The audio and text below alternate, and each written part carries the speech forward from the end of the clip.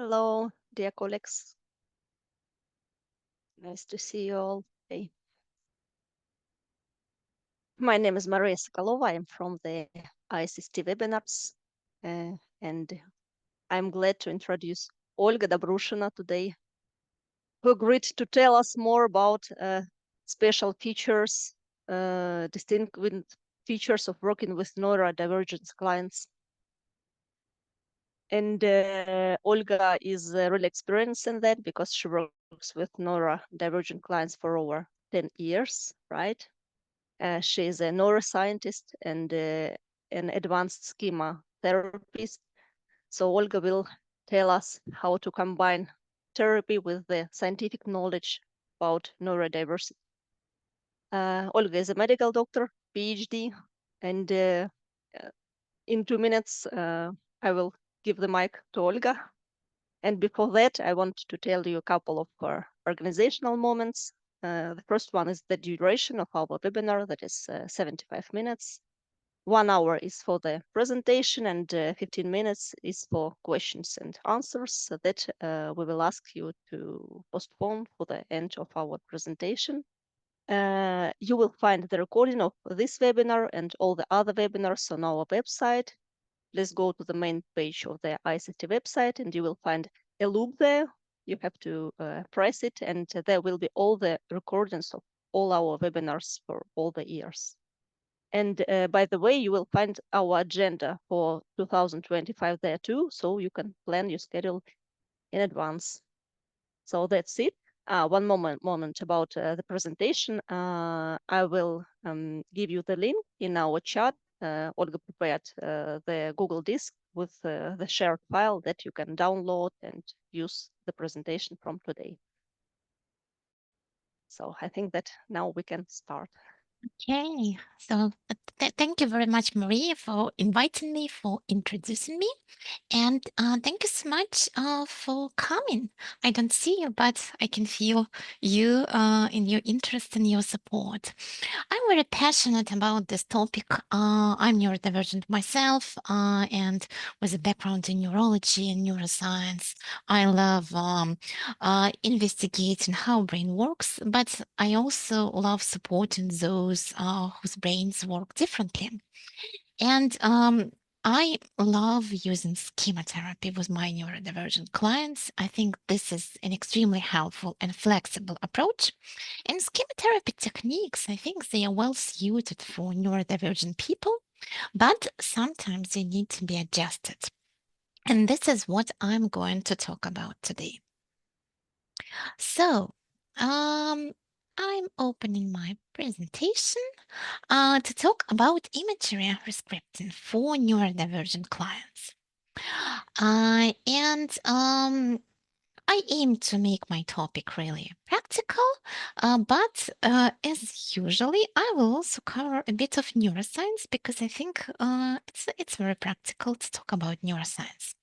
So today we will start with some introduction about neurodivergence and trauma and the overlap, both because they co-occur, but also because there is a neurobiological overlap, and that's important to know.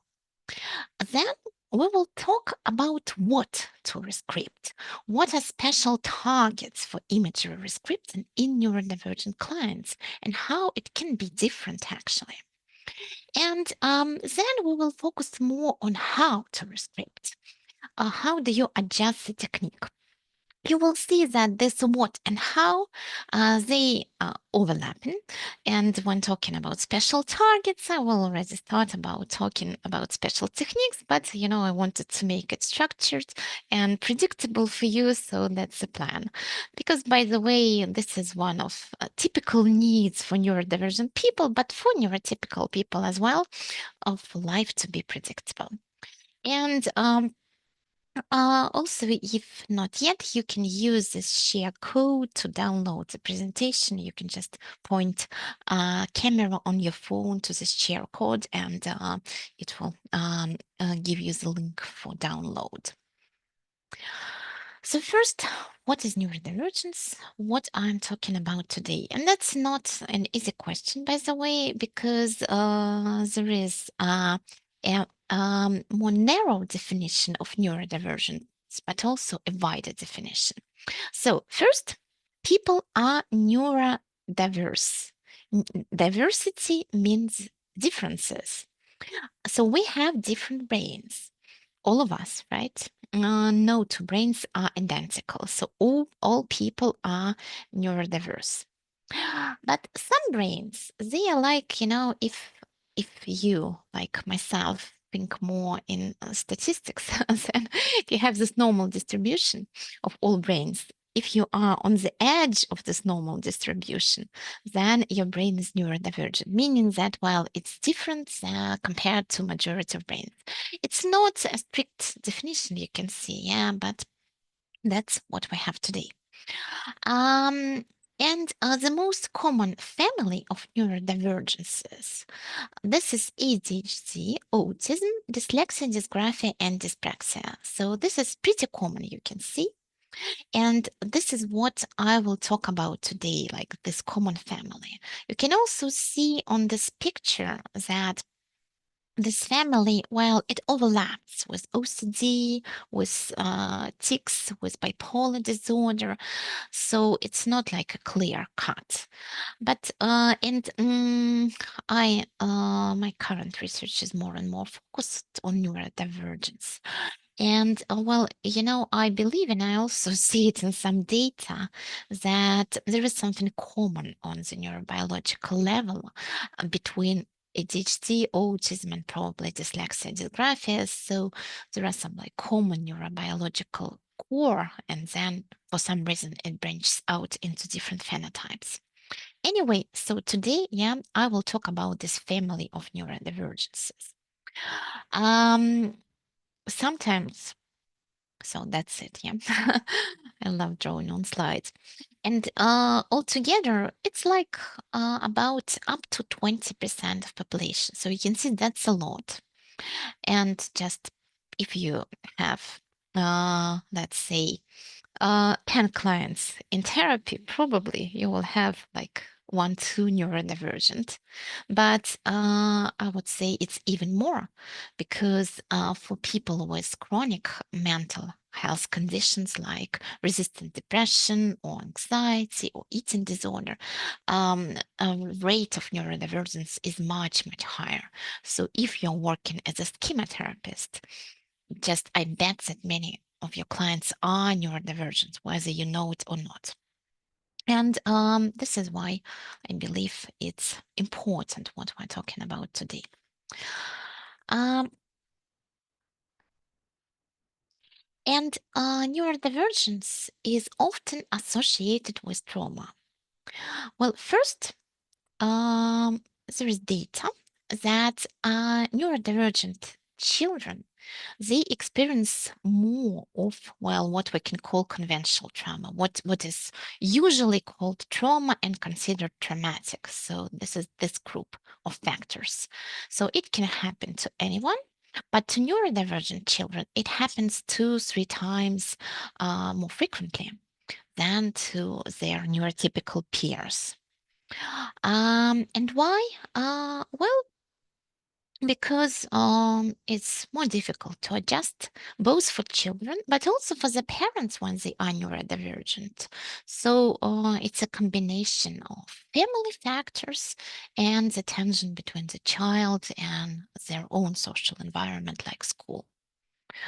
Um, and also, what's important, in addition to this, well, conventional trauma, also, some neurodivergent specific types of trauma are reported. So this is partly from studies, but also from my own experience. And that's important to know because, well, if a client reports experience of sexual abuse, you will definitely think about that's a target for imagery rescripting. But with this neurodivergent specific types of trauma, it's not that obvious that it actually is a trauma. And by the way, that's an issue also when something is a trauma for you because you are an autistic kid, for example, but everyone else, they consider it just not a big deal. It makes it even worse, right?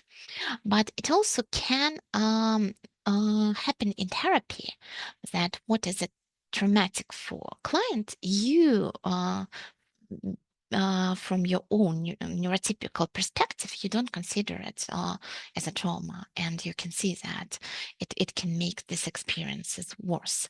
So we will specifically first focus on this neurodivergence, well, specific types of trauma, because it's important to recognize them and to address them, including in imagery. And I believe, imagery can be extremely effective for these types of trauma. First, just because when you choose it as a target for work, this is already such a validation for client, um, because it means that you consider, yes, it is traumatic, it is difficult for you, I can understand it. Yeah, so just the fact of starting imagery with this type of trauma, it's already therapeutic, but then you can also address it.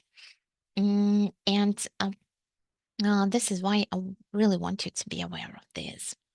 The problem with this neurodivergent specific trauma is that clients often don't report it because it's not labeled as trauma.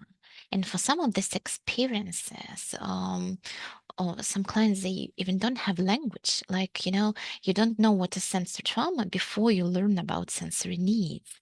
And many people have no idea how actually painful it can be to stay in a sensory unfriendly environment when everything's too loud, too much, too crowded, that it can, for a neurodivergent person, can be like physical pain.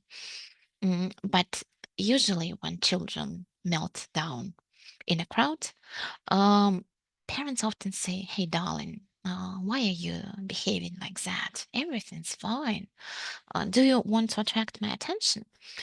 So this is what happens, yeah. And then they learn to shut down this pain and to actually, well, learn to push through these experiences to ignore the stress. And so they won't report it. Yeah, it's like with emotional deprivation schema. It is a significant one, but usually you won't see it in a questionnaire, or it's not what clients will come and tell you about. So this experience is I think, very close to emotional deprivation schema, like special type of deprivation neurodivergent people experience. So let's talk about them. We will talk about them, yeah. But first, I want to give some neurobiological background very briefly. If you're interested in neurobiology or psychotherapy, you can read my article. It's a review targeted for therapists. But for today, I will only give some snapshots relevant for the topic. So it's important to know that for neurodivergent people, emotional regulation works differently. And thus, they can process traumatic experiences differently and experience them differently. So, when it comes to ADHD, the main feature is that in emotional regulation, in particular, not only in cognitive regulation, but also in emotional regulation, there is less role of frontal-parietal control network. Frontal-parietal control network, it's like top-down regulation. When you, okay, I should be calm, and I am calm because I need to stay calm, yeah? So this is when you, well, more or less on purpose, regulate yourself into the desired state. And all of us, more or less, we can do it, right? But for ADHD people, it's more difficult. Their emotions are less under control, more natural, more impulsive.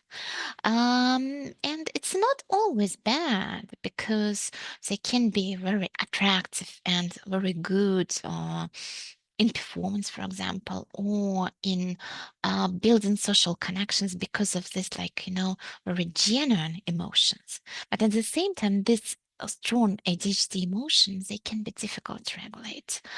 And this is why, actually for ADHD people, it might be just more difficult to face traumatic experience because their emotions, they just fire up and can happen in an uncontrolled manner. Autism. There is an interesting, theory supported by data that autistic insular cortex works differently. Insula is a part more in the middle of our brain, and it is responsible for integrating information from within the body, but also from the environment, for understanding emotional states, for making sense of them, what's going on, and how do I feel about it. And so this integration, it is supported by these connections. You can see them, this big black arrow, yeah? So these are connections from dorsal insula to anterior insula. Imagine you hear a loud noise, and first, you don't know what's that.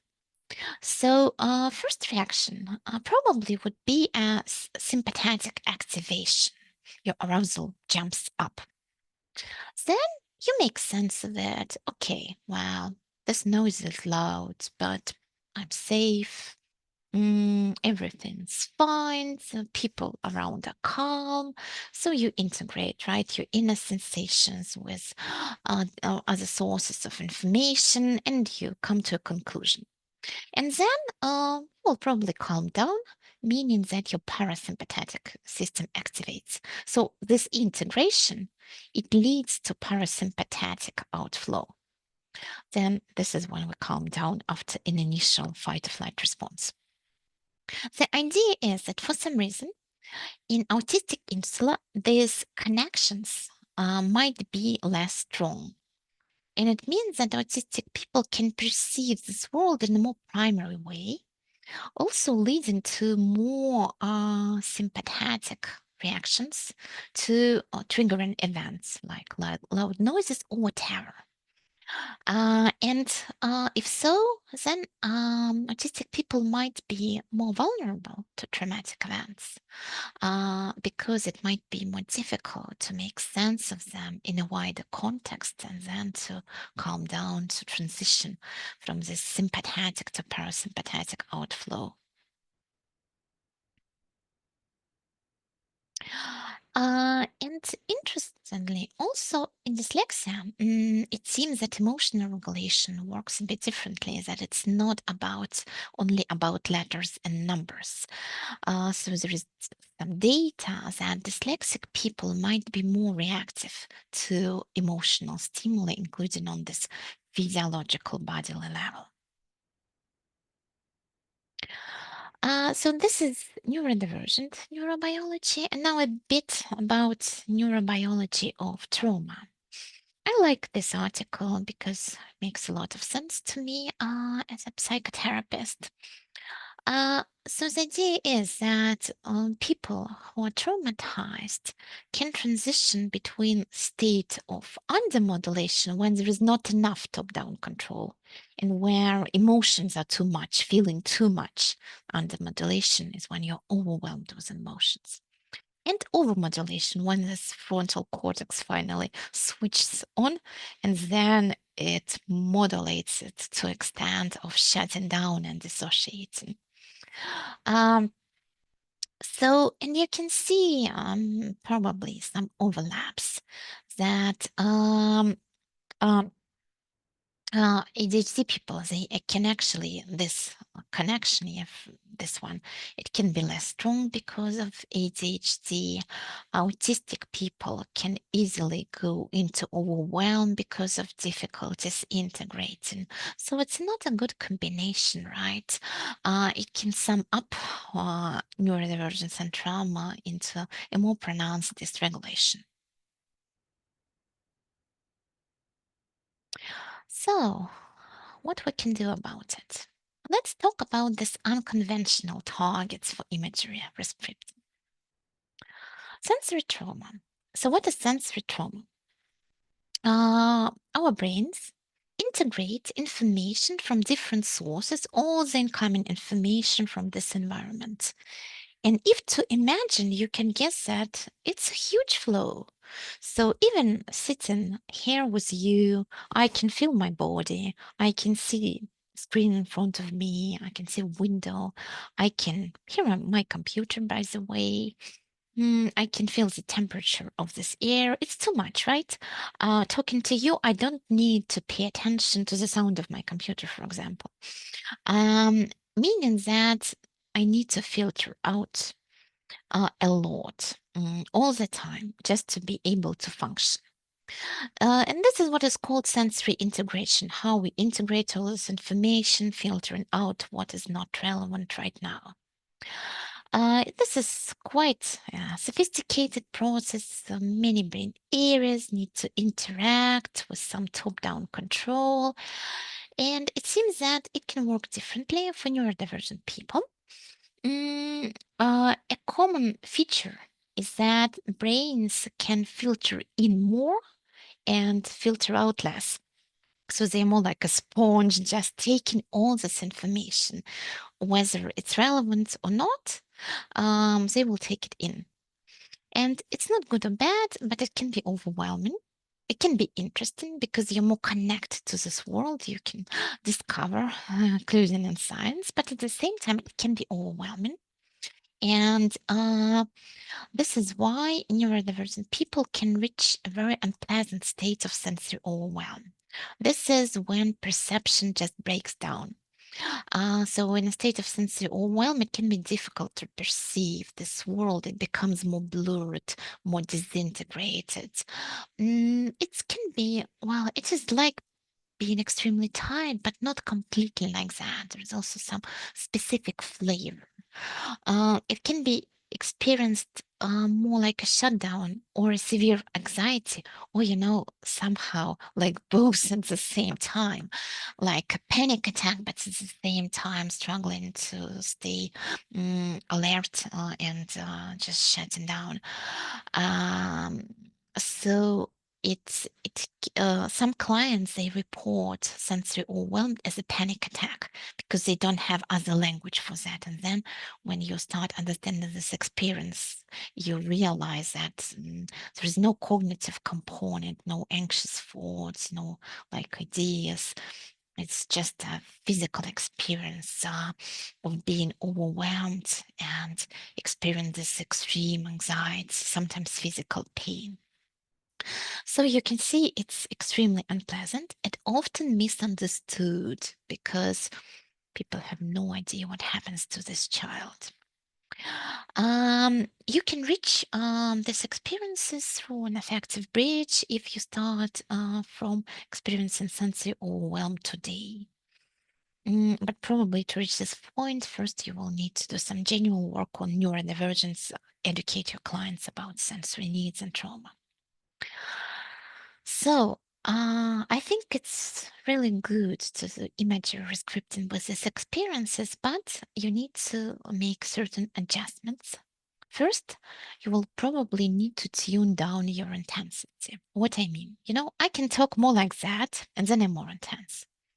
Or I can slow down and wait for you. Yeah, so you can see this is how I tune my intensity. Now I'm intense again. It's even, well, to a large extent, it's about prosody.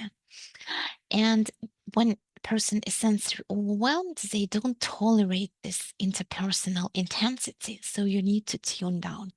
Otherwise, you can see this horse. Yeah, this is how it can feel. You don't want your clients to perceive you like that. So you need to slow down and to tune down. You need to validate this experience because this is what they missed. So validate that you understand what's going on, that, darling, yeah, I understand. Yeah, it's too much. All these people. all these noises. So you need to help them make sense, right? Because this is what parents normally do, validate and make sense of what is going on. And take your time, to do that. And then you need to help them. So, and you have some options. Either you can build a shield, you can use bubble, protecting from all noises and all these people around. And all this, of some people are extremely sensitive to visuals or to clutter. So you can make a clean space. And of course, you can take them out to a better place. Yeah, but be slow and really, really gentle. That's extremely important. And sometimes it even might be better, not to come too close to your clients. So you can check with them. Is it okay if I take your hand and we go out? Or you can stay in your bubble and there's no need to let me in, because I respect your privacy and your space. So that's the main point. Next, transitions and unpredictability. Neurodivergent children and adults as well can become extremely unsettled when something is off plan, or when they need to transition. An example of transition is changing classroom or going out, just exiting your house.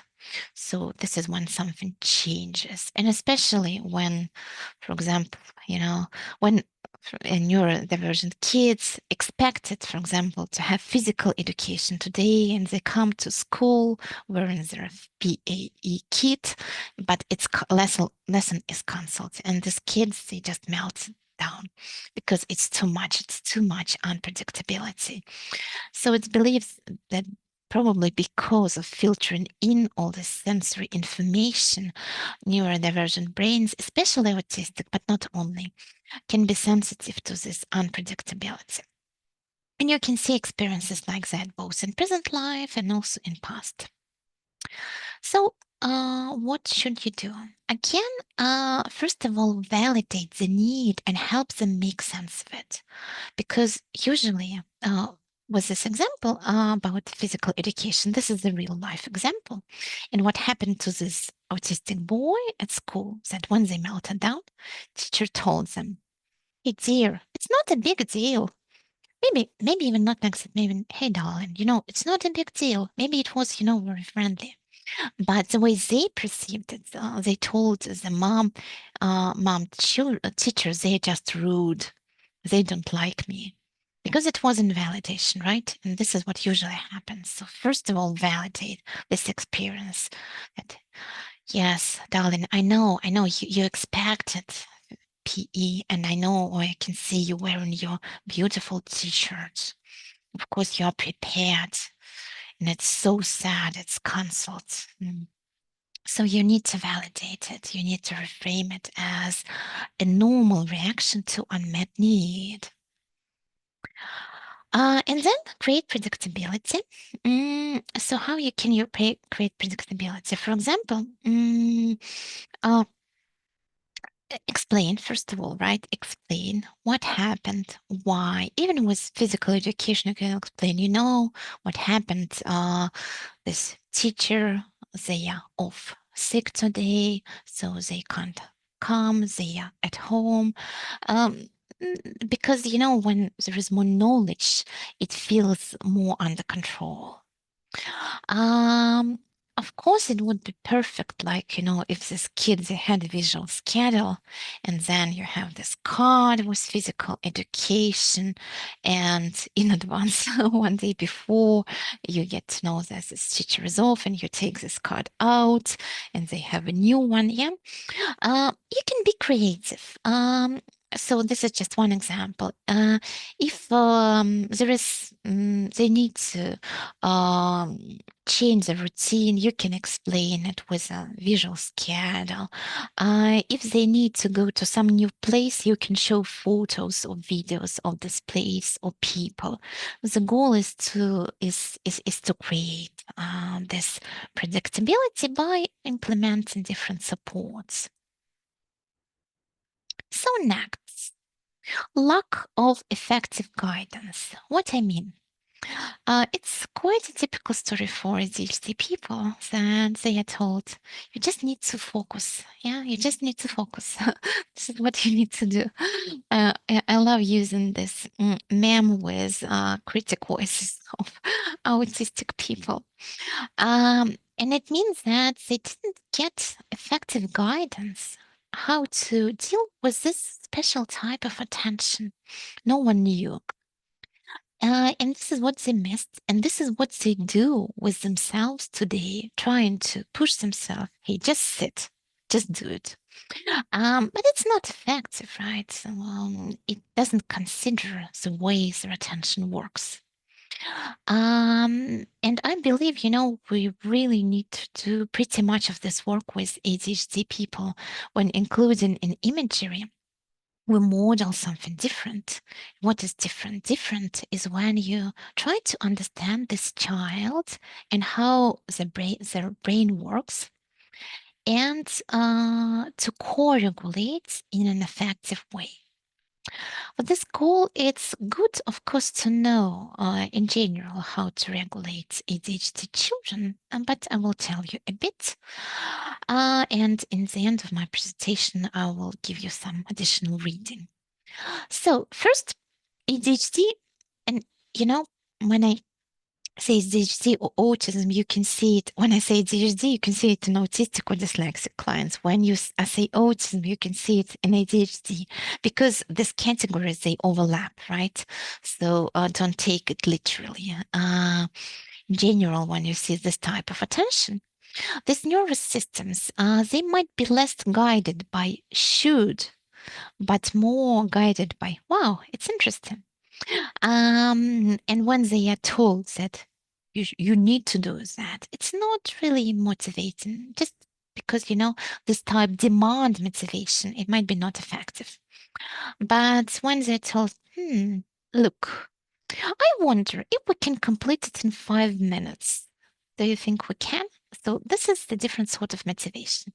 So first, find the right motivation, usually in a positive way. Then you can do what is called scaffolding, when you sort of take this executive role, supporting the child. So you sit with them, you say, okay, let's see. Okay, so this is exercise number 1. And what do we need to do first? In this case, you are sort of their frontal lobes, right? This is called scaffolding, when you take this role and model. You can break down the task into smaller parts, into manageable chunks. And you can use different supports. For example, if this page is too big and overwhelming, you can hide everything except the part you need to focus on. This is, well, from special education. For me, it's helpful that I know many of the supports, but if you don't know, that's also fine. You can analyze together. Even you can stop imagery. You can go out with your clients, open your eyes, and analyze. So, look, this child that was struggling to do the home. How do you think? What was going on? When it went wrong? And what is your knowledge when you will sort of struggle like that today? What helps you? How do you accomplish that? Okay, and let's think how we can help this child. Yeah, so you can use your client's wisdom. The goal is to really understand what happens instead of judging, instead of pushing, instead of just motivating. You really need to understand when they start struggle, what happens, and what can be done. This is the general approach and the general idea. And I think this is what we need to model for our clients because this is what they need to do with themselves today. Okay, another struggle. This is understimulation, especially for ADHD people. When something is boring, it can be really painful. So, usually we consider like being bored is not a big deal, but for ADHD people, it can be a big deal. So it can be really intolerable experience when something is boring because ADHD brains, they need stimulation. They want dopamine or adrenaline. This is what is in this ADHD meds. They need it, they seek it, and they struggle when they don't get it. So when you just need to sit and listen, it can be, well, really, really difficult but also very uncomfortable, traumatic. So first, and yeah, so first you need to validate an experience like that. Validate that, yeah, darling, it's so difficult. I don't know how you're sitting here. How are you managing? Oh my gosh. So you need to validate, and then you need to give the stimulation basically because this is the need. This is need. Yeah, it's not like something additional like first works and fun. They need this fun to be able to work. And in some cases, you can just go together and have fun. But in some cases, it might be wise to model how to introduce fun to more boring activities that need to be done. Because again, you can well understand the link between these experiences and present moments. So, because as adults, ADHD people, they might just force themselves into tolerating this boredom until it becomes too much and then they break down. It's not helpful, right? You need to be more flexible and creative and just to accept the needs of these brains. And sadly, another common neurodivergent experience is when actually joy is invalidated. So neurodivergent people, they might be disconnected not only from their vulnerable child, but also from happy child and from this sort of healthy energy in them. Because neurodivergent energy and neurodivergent joy, they can be often expressed in a, well, socially inappropriate way. Yeah, what is socially appropriate? Socially appropriate is a rigid construct, not really made to incorporate all the diversity of humankind. So, for example, if a child is happy and hyperactive, jumping all around, often it is considered socially inappropriate, and this child, they might be just told off. But this invalidates the happy part, a part of them that likes this life, enjoys this life, and enjoys maybe much more than other people. And what I see, it transitions into adulthood, and people are sort of suppressing themselves, suppressing their energy, can be a factor in depression. Sort of being ashamed of your own intensity, including intensity of your interests, including intensity of your curiosity, because this is what was modeled. So you need to model something different. How to model something different? First, validate that yes, it's so exciting. Wow. Then often you can join in. You can check with your clients, but often they'll be happy with you joining in. Oh yes, let's look. Let's play with this. And sometimes they will need your co-regulation, because ADHD people, they might, struggle to contain this joy when it's too much. But co-regulating is not telling off. The way I like to do it is when I join in, start playing together, and then I sort of will gradually tune down my own intensity, pulling them into a more regulated state. First, we jump together, then we gradually start, doing something more, or something a bit less active. So this is co-regulation. And then we teach them how to deal with this energy without just cutting it off.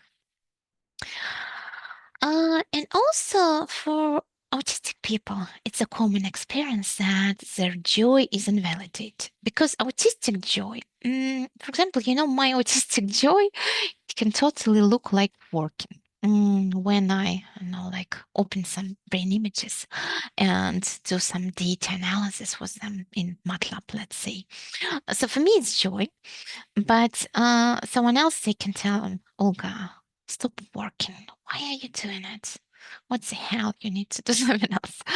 Um, and the same happens to children. So they might sit in the corner and read a book and really enjoy this book. But then mom comes and says, hey, darling, let's go and play with other children. You need to play with them. Look, in this room, there are many children. But for them, this play in a sensory overwhelming space, it's not joy. But they are told that that's joy, and reading this book, that's not joy. It's very confusing. It disconnects you from your own happy child. So again, it's about validation. And with autistic types of joy, sometimes they will want you to join in, sometimes not. Usually, it's a good idea, I think, to sort of join in, but you can do it in a very gentle way. Like you can sit in a different corner and read a book. You can say, wow, yeah, it's a great idea. It's so noisy there. Oh, do you mind me sitting in this a different corner and reading my own book?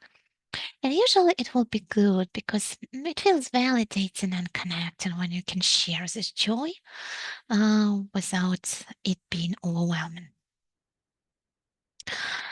Okay, so now let's talk about how to adjust the technique. Although you've seen that I've already touched this matter. So first, and I think this is what we commonly think about when we think imagery rescripting in neurodivergent people, is that some of them have aphantasia, meaning that they don't see memories like a film, like a set of images. And sometimes people, they don't have images in memories at all. That's not an obstacle for imagery rescripting, because aphantasia, it's not lack of memory. Memories can be stored in different ways. And it's just different. So some people, they more see memories like as video.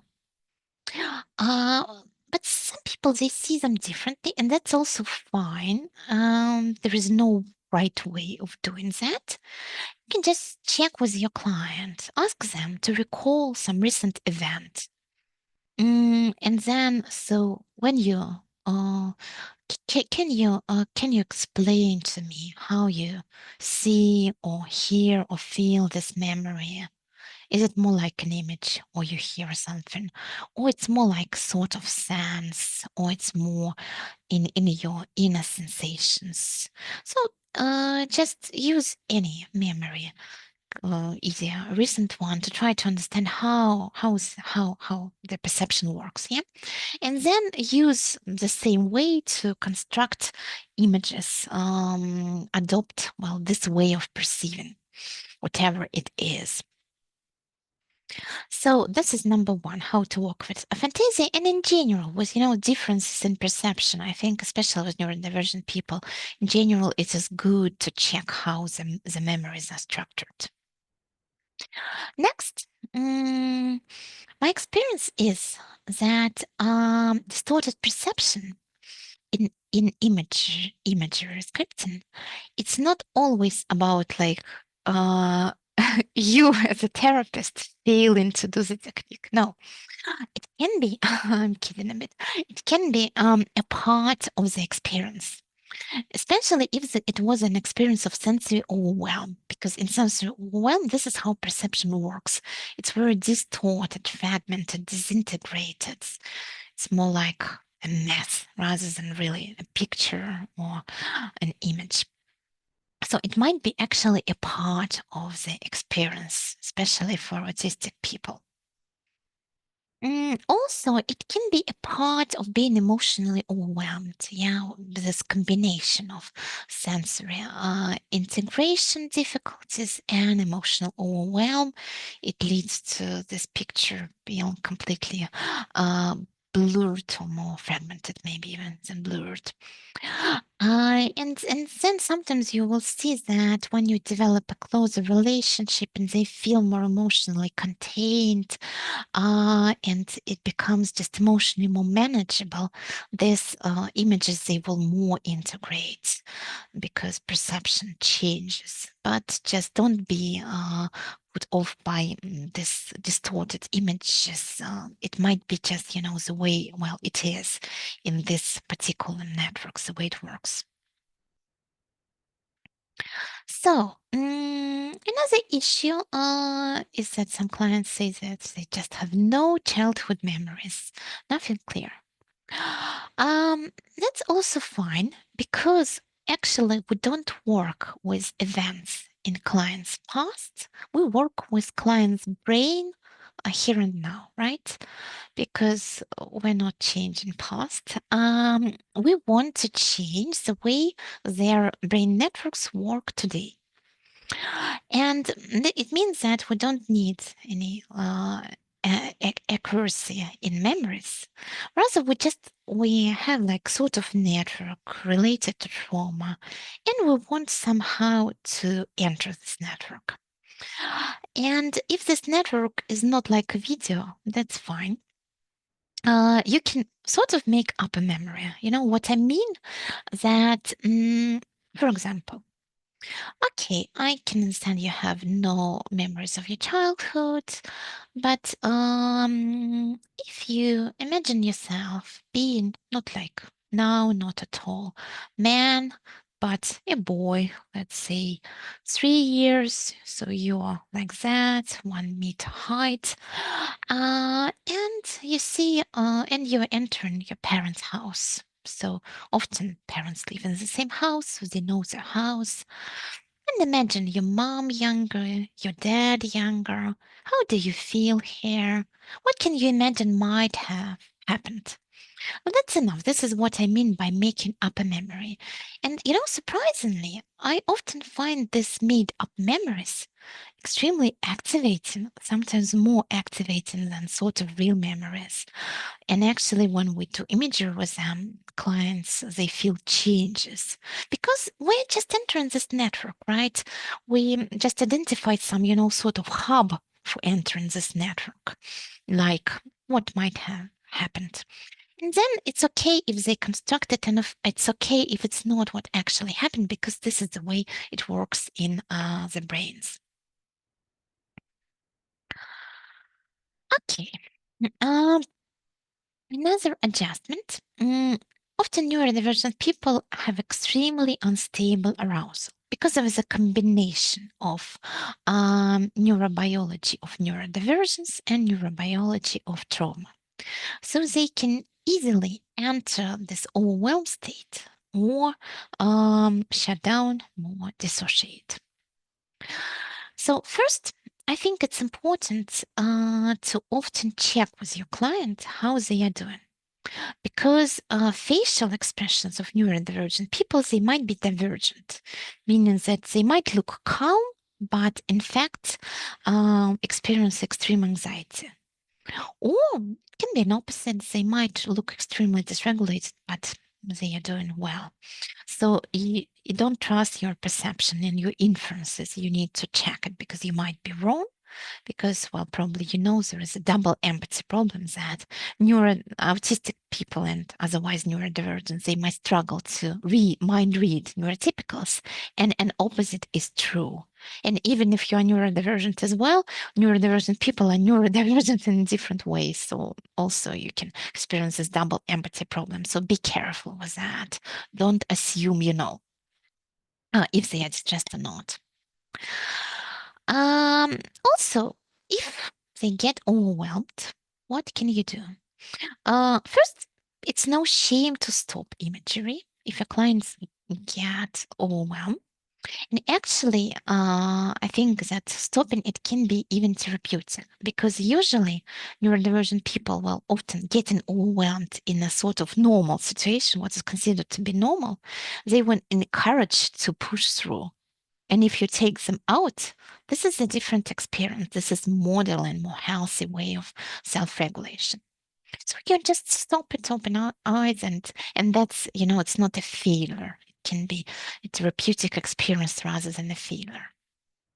Um, you also moving can help, including in imagery. Yeah, moving is a powerful self-regulation way, especially I think for neurodivergent people, because neurodivergent people are often more connected to bodies and more need to move, right? So with eyes closed, you can ask them to stand up if you want to more connect with healthy adults, or you can tell them that you can move. Yeah, if it will help you to regulate, you can move right now. So it's fine, and it's also therapeutic, right? Because again, neurodivergent people will often forced to sit still when it was not at all comfortable or even tolerable. Also, it's good to have some sensory stuff prepared in client's room if you're working online, so that during imagery they can take something for self-regulation. Can be tactile input or smell or drinking water. Well, they need to know what works for them. You need to explore it, and then they can use it during imagery. You can see I can easily do it with my eyes closed. So these are, some ideas. Um, and Parenting, well, it covers very different aspects of what I've been talking about. But in general, you can see, even from this short presentation, that parenting a neurodivergent child is quite a special task. I guess some of them know it from your own experience, including myself. So because needs are somehow different, parent strategies are somehow different. You need to be flexible, creative, and also knowledgeable about neurodivergent needs and how to parent a neurodivergent child. So this is it's science. Why it is science? Because in our culture we don't yet have enough of this knowledge about how to parent someone whose brain works in a bit different way. So parents of neurodivergent children need to do a lot of self-education. And you face the same problem when you do imagery with a neurodivergent client, because you need to be a good parent for a neurodivergent child. So what I think can be helpful if you don't feel confident in that, I think it's helpful to read books for parents of neurodivergent children.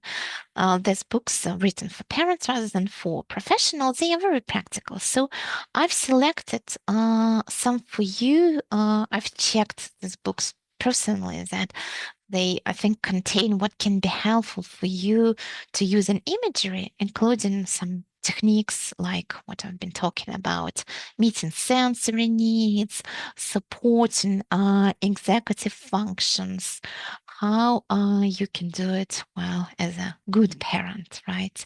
Being informed.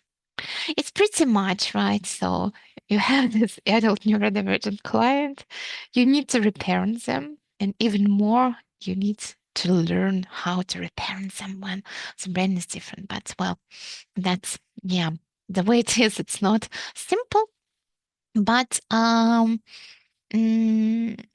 what is good, I think, that actually you're not alone, because you're not the only adult in the room when you're working with an adult.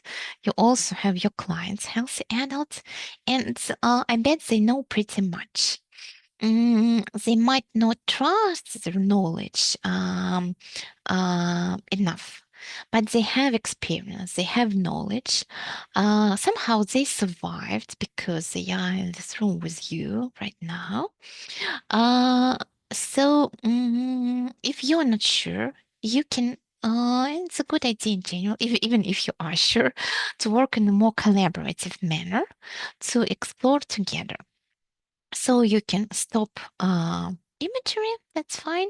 You can exit, and as two adults discuss and try to understand what was happening to this child, what did they need, if they maybe have some similar experience in the present life and what works for them. And it's not, again, it's not a feeling, right?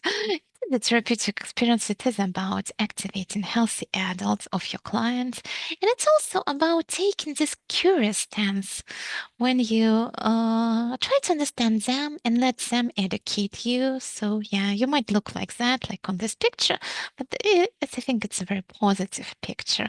It's about how people connect, being open-minded and curious, even when they don't know that much about each other. It's not an obstacle to connection, and maybe even more like, an invitation to connection.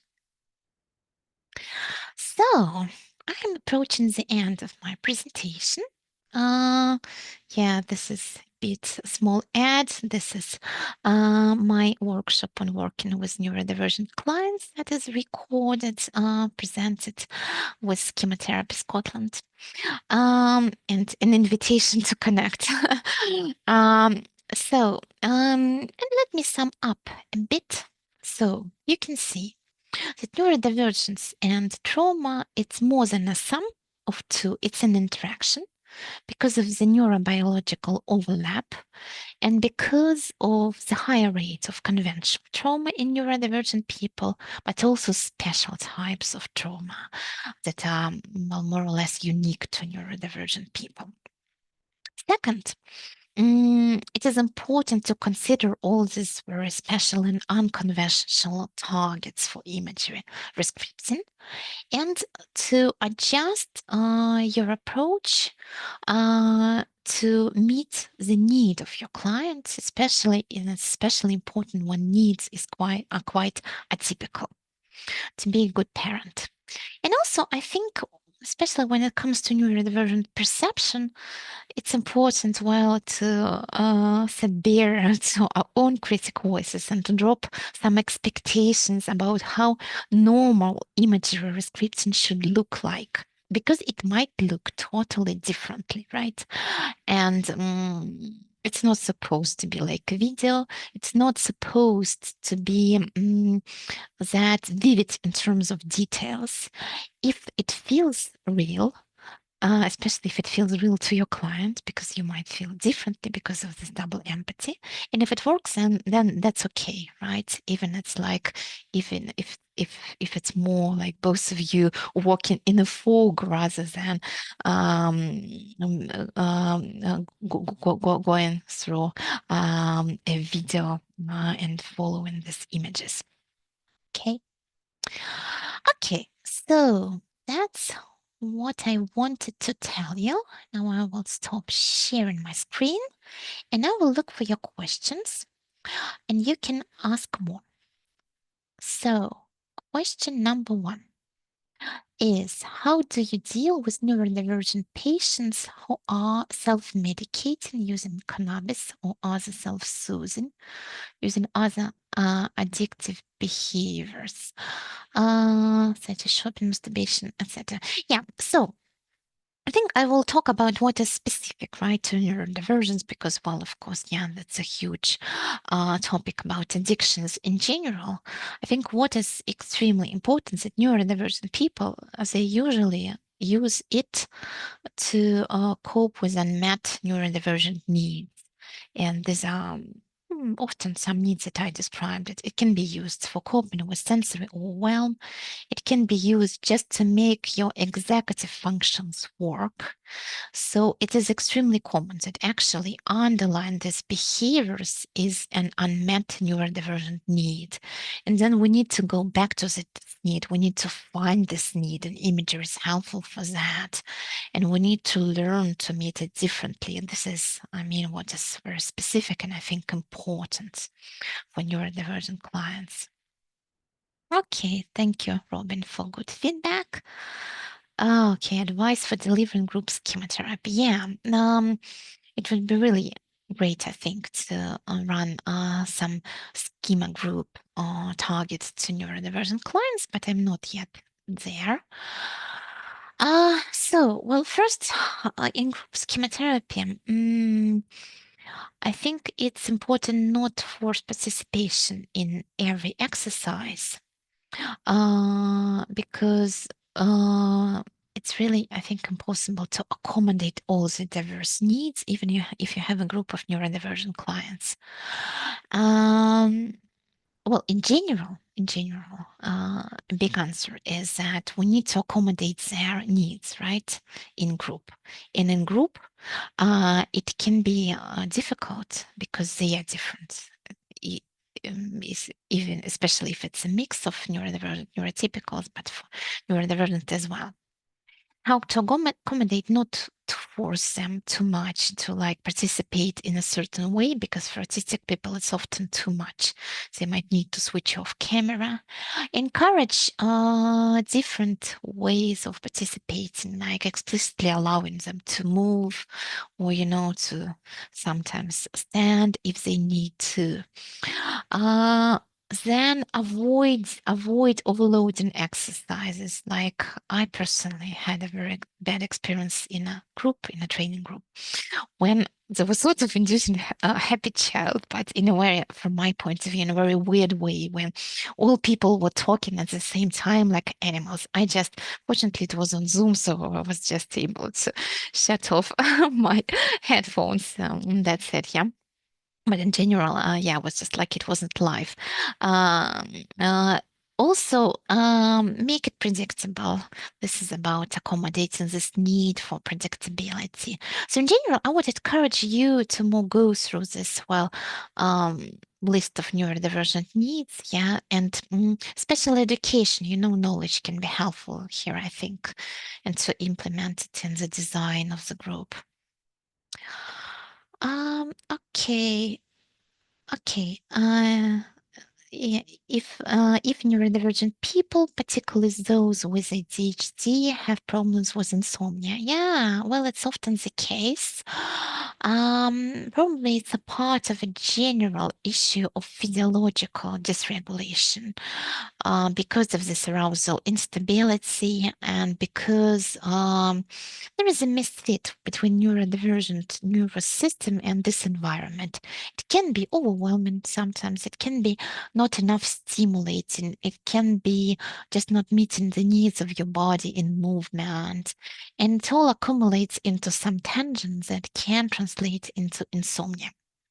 There is no one solution to this problem, so you need to consider what makes this nervous system so unsettled and what can be done to make it feel better. Yeah, it's not, well, an easy topic. You really, in every case of insomnia, you need to analyze what happens, what prevents them from falling asleep, or if they wake up in the middle of the night, what happened during the day to accumulate in this tangent. Okay, so you can ask more, and I will just show that I've answered these questions. Olga, we have one more question. Can I please ask? Uh-huh. Or even two more questions. Mm. The first one, do you use mentoring in the rescriptions? For example, do you teach people with neurodiversity something like social reciprocity, or do you explain interpersonal borders or something like that? Yeah. Yeah. Well, you need to be careful with that because so currently we're very cautious about training neurotypical social skills.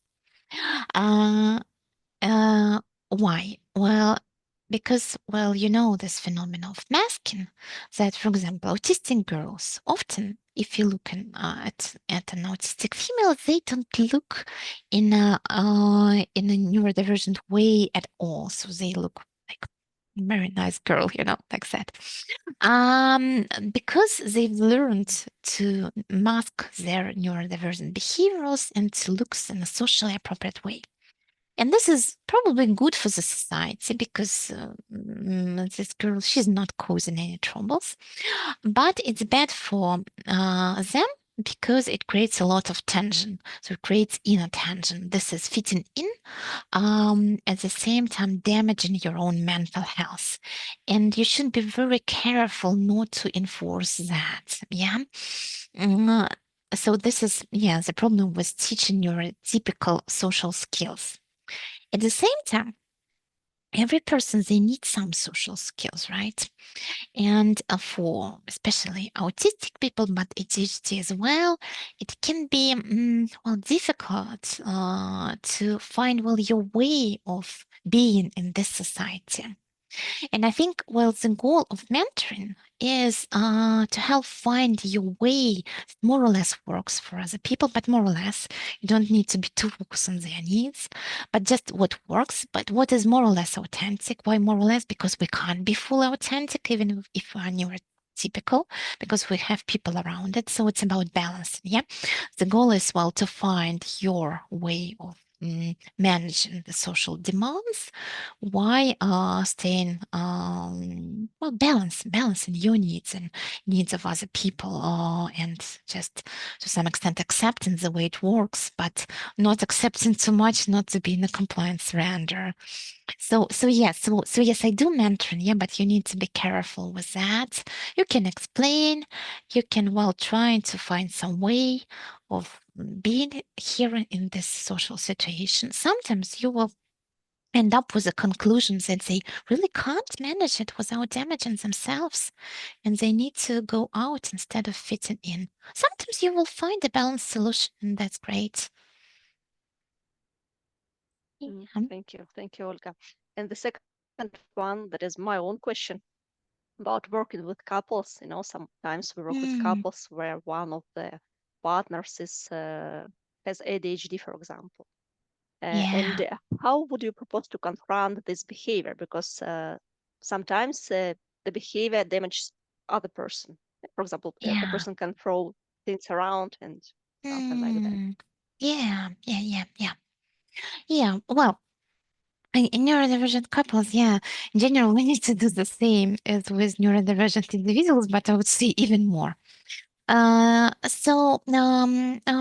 think it's very appropriate to do some neuro coaching for the neurodivergent partners, teaching them how to self-regulate because everyone needs to self-regulate. It's not only partners need because if you throw things and they leave you, then it's also your problem, right?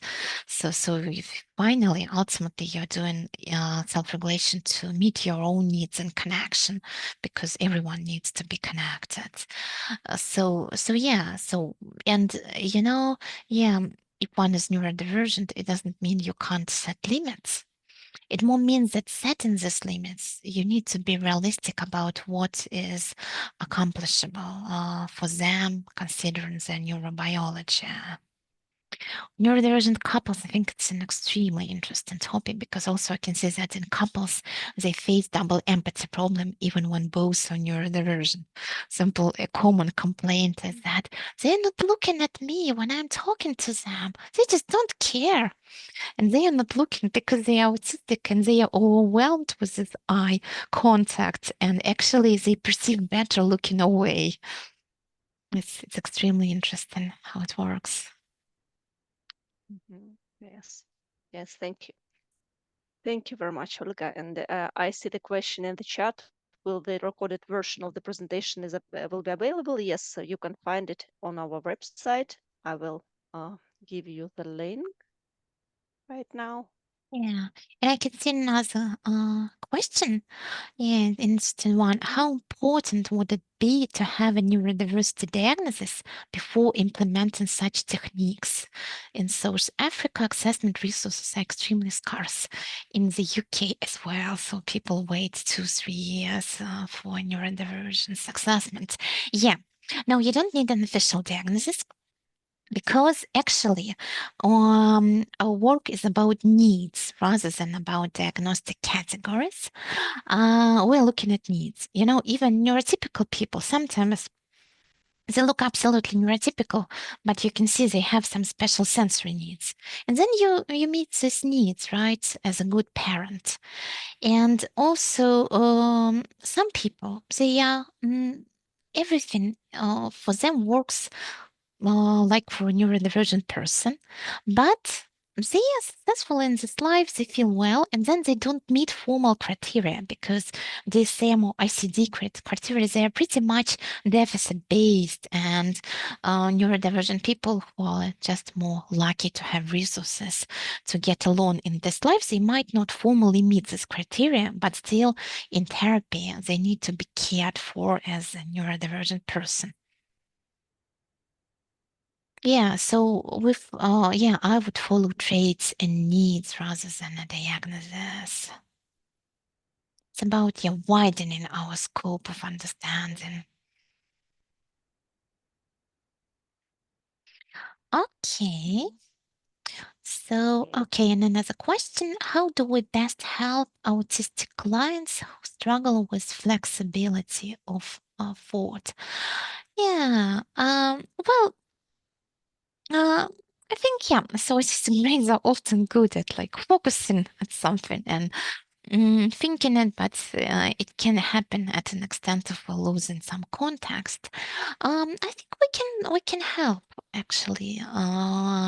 We can small scaffold in this case. We can help them to look at other possibilities, other explanations. I think it's fine. I don't think it's like too neurotypical because it's in general it's what people do to each other, right? So I think it can be a part of reparenting.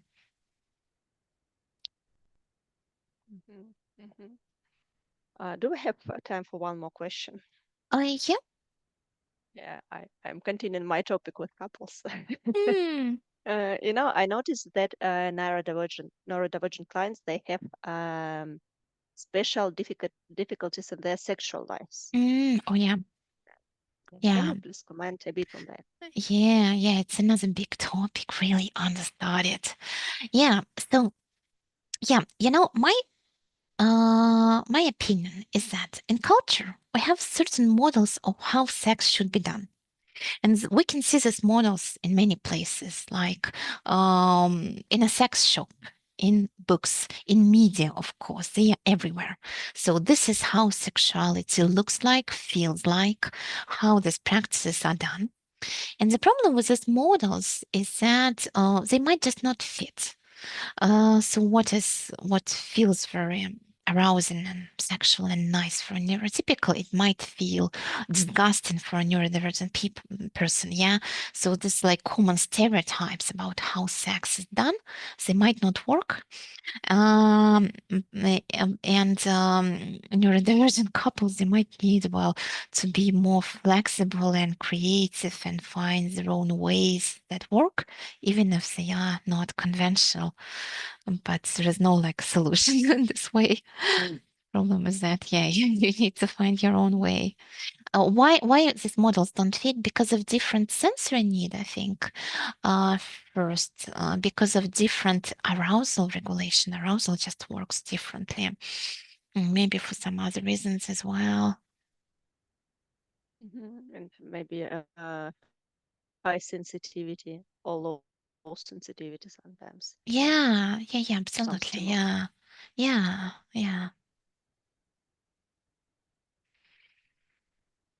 Okay. Thank you. Thank you very much, Olga.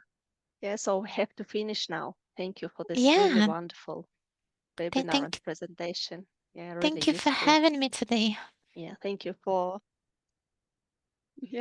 for accepting our invitation and for Yeah, preparing this presentation for the ISST members. yeah. Thank you, Maria, for your support. Yeah, you're welcome. You're welcome. And dear colleagues, if you find time to fill in our evaluation form, you will help us. It is in the chat box. Okay, thank you. Hi, Lori. Yeah, thank you, and see you next time in a month. Thank you, Olga. Have a good day. Have a good evening. Yeah, bye Bye. bye then.